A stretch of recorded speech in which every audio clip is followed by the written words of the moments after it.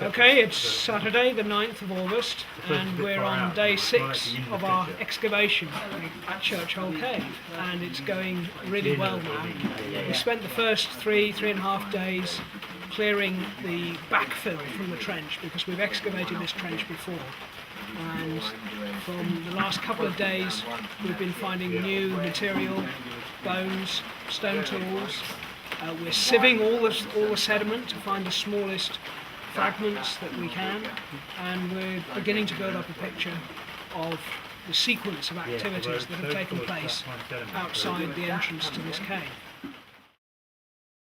I've just come down here and within a minute found this, which doesn't look very exciting but is. This is part of a blade, or bladelet, very small piece of flint, very regular, made very well. And this could well be Magdalenian. So it's obviously broken, it's in half, it would have come down longer than this. And you never know, we might have the other half in here. Excellent. What we'll do is we'll record precisely in 3 dimensions where that is, and then it will get bagged up, it will get cleaned, and we'll have an expert take a look at it. Square 3 or 2? 3.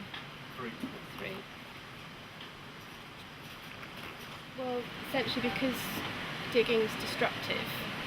After we've excavated, the only existence of the site is in the archive, so you have to, as far as possible, record not only your finds but the different deposits and how it all relates together. So my job is to record the finds either as individual finds for which they get 3D coordinates, or as bulk finds, which means that they're put into finds trays and then sort of bagged up later on.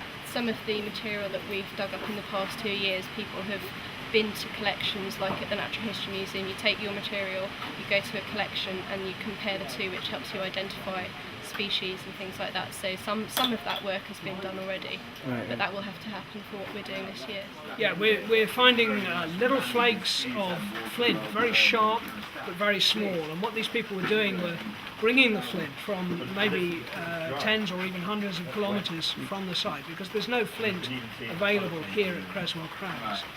Flint is very good for making nice sharp edges, to make knives, to make points to put onto arrows or spears. So they were bringing the flint in, and then they were working it on the site to make tools. And we're finding some of the little chips of flint, which are the direct result of making those stone tools.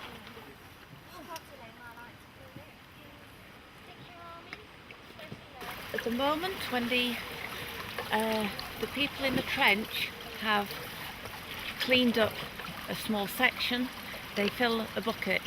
It then comes to us that they have picked out what they can see, so that might be flint, it might be bone, whatever. Then it comes here, and then we got to wet sieve it, which means forcing water through it, cleaning it through a very fine sieve. That way we can pick out smaller pieces of bone or pull smaller pieces of flint. With a lot of agitation, a lot of shaking. Yeah. It may seem boring and laborious, it probably is, but then you suddenly find something which has obviously been missed. We've got another piece of flint. This is a flake this time. So this probably wasn't used as a tool, it may have been, but may have been part of the production process. So that's great.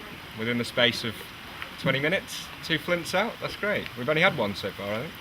Well, I'm going to leave it there for now because we need to plot it in 3D first. So I don't want to disturb it.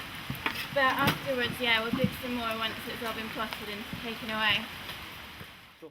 To get a view of what they were doing here, we want to know what tools they were using, what animals they were killing. Were they after the furs and the skins of the animals? Were they after the meat of the animals?